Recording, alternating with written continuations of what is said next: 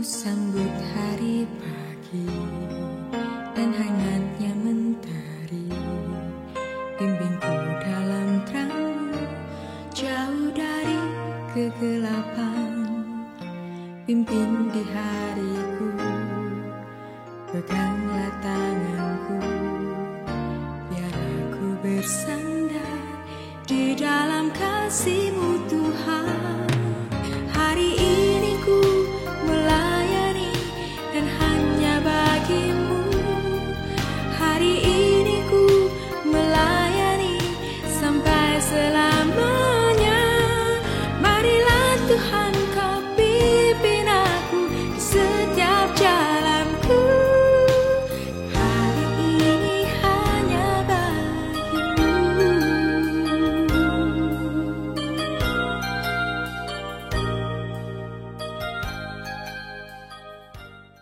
Bapak, terima kasih. Kembali kami hadir di hadapan-Mu bersama-sama untuk mensyukuri permulaan hari yang indah, yang kami yakini kami jalani bersama-sama dengan Engkau. Roh Kudus-Mu memberikan kekuatan pada setiap langkah kami, memberikan pengajaran, memberikan pengharapan.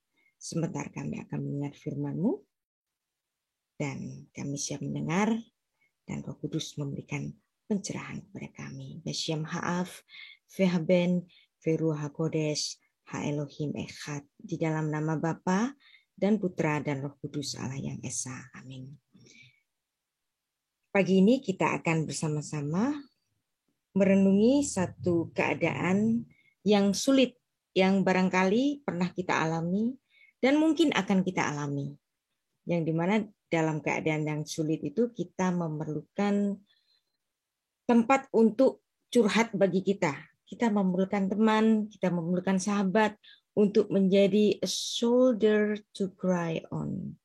Shoulder to cry on, bahasa Ibrani-nya adalah katef labachot. Katef itu pundak atau shoulder. Labachot untuk tangisan-tangisan kita. Kita semua memerlukan pundak untuk dapat kita sandari kepala kita, untuk dapat kita mengungkapkan apa kesulitan-kesulitan apa yang akan kita alami, yang sudah kita alami, dan kita berbagi kesulitan kita bersama sahabat-sahabat kita. Nah, judul ini Anda tentu ingat dengan satu lagu yang terkenal pada tahun kira-kira tahun 1988 atau tahun 90-an, awal 90-an, yang tentu saja kalau Anda segenerasi dengan saya, ketahuan umurnya nih, gitu kan? Ya. Everyone needs a shoulder to cry on. Everyone needs a friend to rely on. When the world is gone, you won't be alone, 'cause I'll be there. I'll be a shoulder to cry on. I'll be there. I'll be the one you rely on when the world was gone. You won't be alone, 'cause I'll be there. Nah, yang nyanyi siapa ini? Ada yang tahu? Tommy Page. Right. Tommy Page. Dan Tommy Page ini ternyata meninggal tidak cocok dengan lagu yang dia nyanyikan, karena dia meninggal karena bunuh diri tahun 2017 pada usianya yang ke-46. Nah, ini lagunya generasi saya. Kalau generasi sekarang, lagu-lagu yang mereka ingetin itu apa? Dynamite, Black Swan, Butter, My Universe dari BTS ya. Hari ini yang paling ngetop, yang menjadi superstar itu BTS. Nah, ada satu tulisan dari seorang hamba Tuhan, tapi hamba Tuhan ini lagi stres. Nulisnya begini. Loving Jesus doesn't always cure suicidal thought. Mencintai Yesus tidak selalu menyembuhkan pikiran untuk bunuh diri. Mengasihi Yesus tidak selalu menyembuhkan depresi. Mencintai Yesus tidak selalu menyembuhkan PTSD, Post Traumatic Stress Disorder. Mengasihi Yesus tidak selalu menyembuhkan kecemasan. Tapi itu tidak berarti Yesus tidak menawarkan kepada kita persahabatan dan kenyamanan. Dia selalu melakukan itu. Nah, tulisan ini dibuat oleh seorang hamba Tuhan, pemimpin gereja California Dia seorang penulis, penasehat kesehatan mental. Sesaat dia sebelum meninggal bunuh diri pada 10 September 2019 pada usianya yang masih sangat muda, 30 tahun. Dan sehari sebelumnya dia masih memimpin pemakaman seorang wanita yang mati bunuh diri. Dan kemudian besokannya dia mati bunuh diri. Nah, dia seorang pengkhotbah yang penuh gairah, yang handal di salah satu mega church di Amerika, Harvest Christian Fellowship. Dan dia juga dikenal sebagai seorang tokoh dari pusat kesehatan mental, tetapi dia sendiri sedang sakit mental. Nah, dia banyak sekali menulis dalam medsosnya itu bagaimana stresnya dia menjadi hamba Tuhan, sehingga istri dari Rick Warren yang juga anaknya itu mati bunuh diri. Jadi Anda bisa bayangkan seorang yang menulis buku The Purpose Driven Life, anaknya sendiri mati bunuh diri. Jadi itu seperti anaknya itu lagi ngeledek-ngeledek bapaknya, "Allah, kamu nulis gini, tapi kamu nggak ingat sama anakmu sendiri." Dan kemudian anaknya menembakkan sendiri di kepalanya itu. Nah, jadi inilah suatu hal yang sangat kontradiktif. Satu paradoks. Orang sering menganggap bahwa pendeta atau rohaniawan itu adalah orang yang bebas dari derita, dari stres, dari pergumulan. Bahwa mereka itu memiliki semua jawaban. Padahal nggak demikian. Ini yang nulis juga sama, Jared Wilson tadi. Jared Wilson mengatakan, kami ini sebenarnya orang yang biasa aja seperti kalian semua, membutuhkan pertolongan Tuhan setiap hari.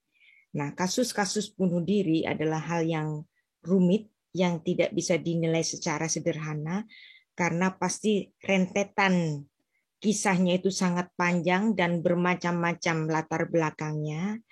Dan kita sebenarnya nggak usah judgmental ya. Memang urusan surga itu hak prerogatif Tuhan, bukan kewenangan kita. Meskipun secara umum bunuh diri digolongkan sebagai tindakan berdosa. Dan bapak-bapak gereja juga, termasuk Thomas Aquinas juga mengatakan bahwa bunuh diri adalah dosa yang kekal. Nah, setiap orang itu pasti pernah memiliki pikiran-pikiran yang negatif. Kadang Anda ada di ambang stres yang sangat luar biasa, dan Anda sepertinya nggak bisa menahan stres itu.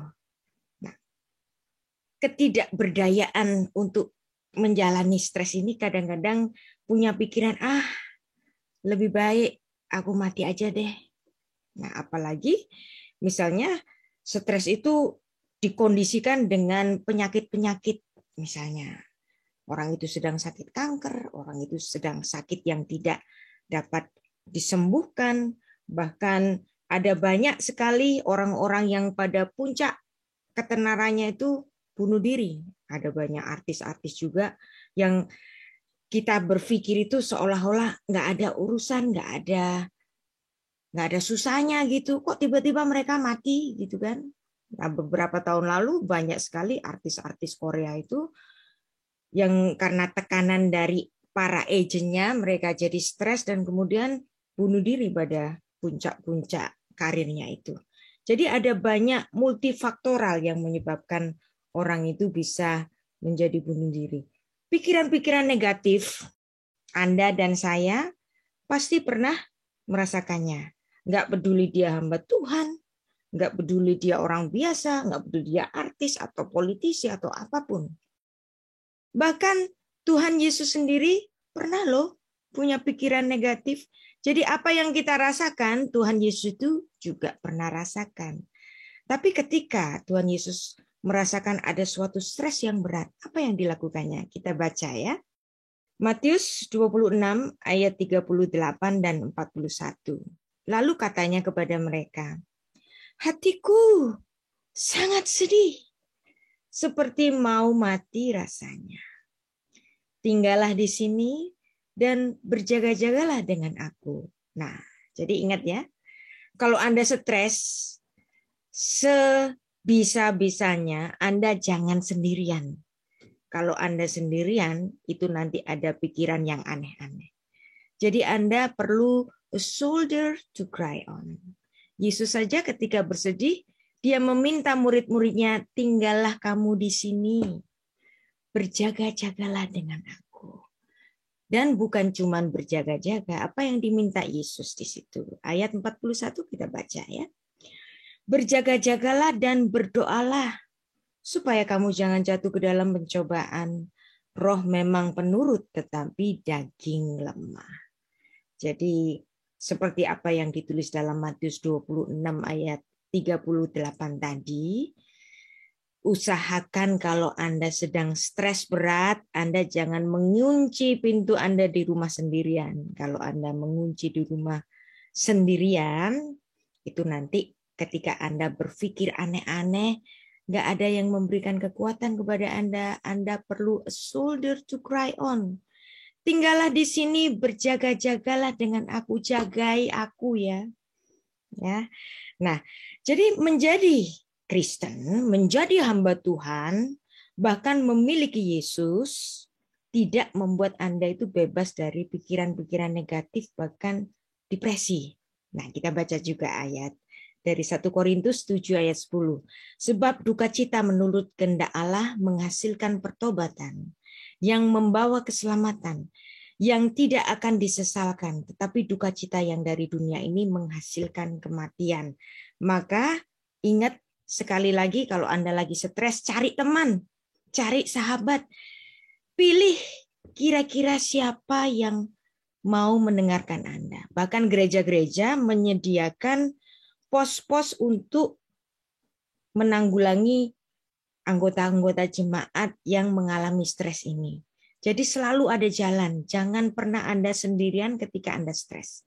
Nah, tadi contohnya itu Yesus. Bagaimana dengan contoh yang lain? Misalnya Nabi Elia. Nabi Elia itu juga pernah mengalami, udah aku mati aja.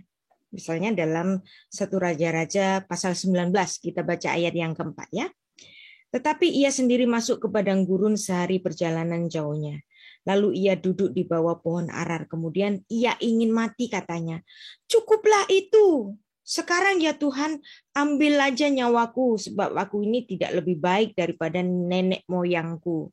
Nah, jadi jangan sekali-kali ya kalau Anda sedang stres sendirian. Cobalah untuk mencari teman untuk mendengarkan curhatan Anda ini. Jadi semua pekerjaan pasti ada stres. Melayani Tuhan ada stresnya. Elia pernah stres, bahkan Yesus pun punya stres. Konflik dan tantangan itu memunculkan pikiran-pikiran negatif. Nah, jadi kita perlu tahu bahwa daya tahan kita sebagai manusia itu ada ambang batasnya. Maka kadang-kadang kita merasa rapuh dan kita butuh kekuatan. Kita butuh teman untuk bersama-sama berdoa. Tuhan Yesus berkata, ketika 2-3 orang berkumpul, aku ada di tengah-tengah mereka. Jadi obat untuk menanggulangi stres adalah cari teman untuk curhat, berdoa. Siapapun yang Anda pilih untuk dapat Anda mengungkapkan perasaan-perasaan Anda itu ketika Anda di batas ambang stres Anda.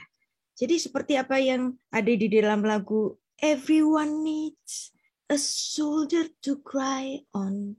Everyone needs a friend to rely on. Ya. Jadi everyone needs a friend to rely on. Seorang yang dapat Anda percaya. Manusia adalah makhluk sosial, jadi Anda nggak boleh sendirian. Kalau sampai ada orang bunuh diri, itu adalah satu titik yang paling ekstrim, yang nyata dari kedaruratan kesehatan mental.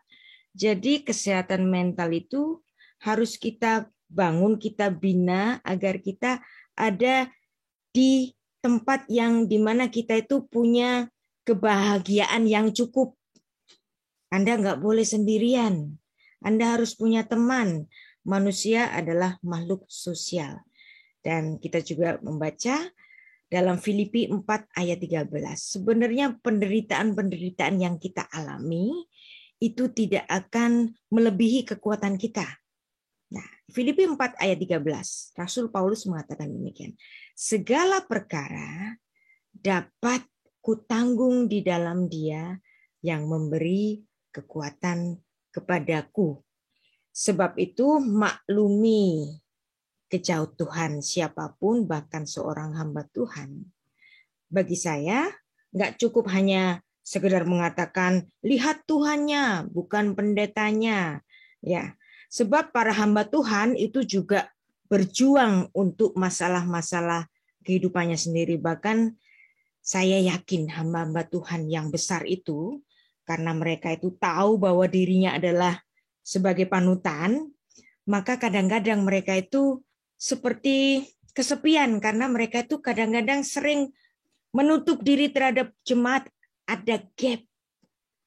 Saya rasa kita semua perlu belajar dari Yesus Kristus. Ketika dia mengatakan, hatiku sangat sedih, seperti mau mati rasanya. Tinggallah bersamaku dan berjaga-jagalah kepadaku. Nah, hamba Tuhan besar itu, walaupun kita melihat agung di mimbar, ya, tapi kadang-kadang pastilah mereka karena mereka menjaga dirinya, menjauhkan diri dari jemaat-jemaatannya, itu kadang-kadang justru mereka itu mengalami kesepian, ya. Nah, sayangnya kalau Tuhan Yesus mengatakan, aku seperti mau mati rasanya, tinggallah bersamaku dan berjaga-jagalah. Nah, sayangnya ini tidak lagi banyak para pendeta-pendeta itu berbuat seperti Yesus.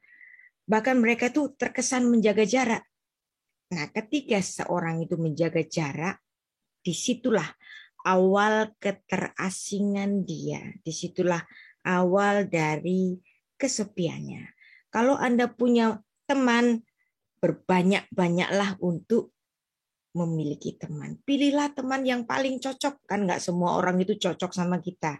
Pilihlah yang paling cocok. Nah, pemulihan sejati hanya dapat kita temukan di dalam Tuhan. Bahkan dalam kesenangan pun kadang-kadang kita pun bisa kesepian. Dalam kemewahan kita pun bisa kesepian. Nah, seperti apa yang ditulis dalam 1 Yohanes 2 ayat 17. Dunia ini sedang lenyap dengan keinginannya, tetapi orang yang melakukan kehendak Allah, dia akan hidup selama-lamanya. Banyak orang berani mati. Berani mati itu biasa. Yang luar biasa adalah berani hidup. Berani menghadapi kesulitan-kesulitan kita. Berani menghadapi tantangan-tantangan kita. Nah, mari menghidupi kehidupan kita dengan kehendak Allah. Di Shema ini kita akan belajar banyak, dan pada setiap pagi di Per Every Morning kita pun belajar banyak dan menghidupi kita untuk saling menyapa satu sama lain, untuk menguatkan satu sama lain, untuk menjadi shoulder to cry on untuk sesama kita. Nah, kita sendiri pun juga memerlukan a shoulder to cry on. Mari pilih teman, mari pilih komunitas yang kita merasa cocok. Nah, bisa keluarga dan teman adalah keluarga yang kita pilih. Kalau Anda ada di dalam keluarga, Anda lahir, kita nggak bisa pilih loh, bapak dan ibu kita itu siapa. Tetapi a friend is a family we choose. Nah, mereka adalah salah satunya atau salah beberapanya itu bisa kita jadikan sebagai a shoulder to cry on. Mari kita berdoa. Bapa, terima kasih untuk peringatan yang Kau berikan pada kami, bahwa kami memerlukan teman, bahwa kami memerlukan a shoulder to cry on. Setiap kami, Bapa, dan kami memerlukan Engkau untuk mengingatkan kami ketika kami memiliki pikiran-pikiran yang negatif. Kami mulai hari ini, Tuhan, dengan pengucapan syukur bahwa kami memiliki satu komunitas. Kami memiliki keluarga, kami memiliki teman-teman yang sangat peduli dengan kami. Terima kasih Bapa, di dalam nama Tuhan Yesus kami berdoa.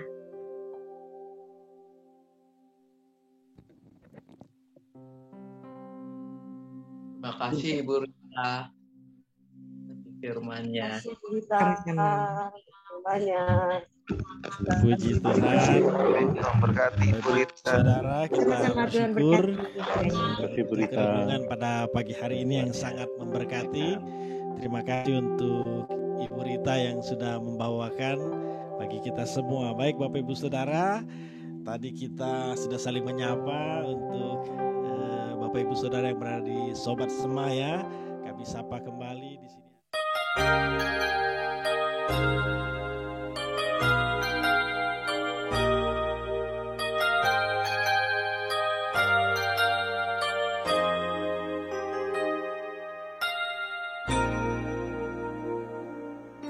Sambut hari pagi dan hangatnya mentari, bimbingku dalam terangmu, jauh dari kegelapan.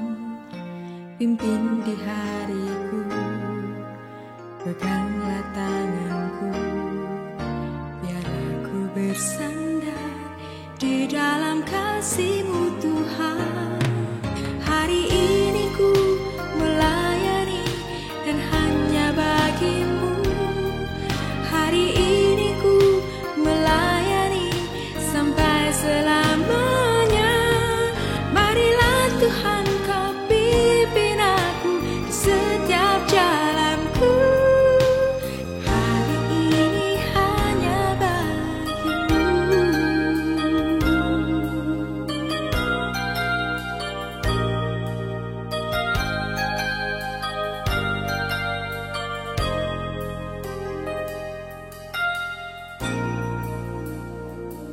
Hari terus berganti, ku ingin terus memuji.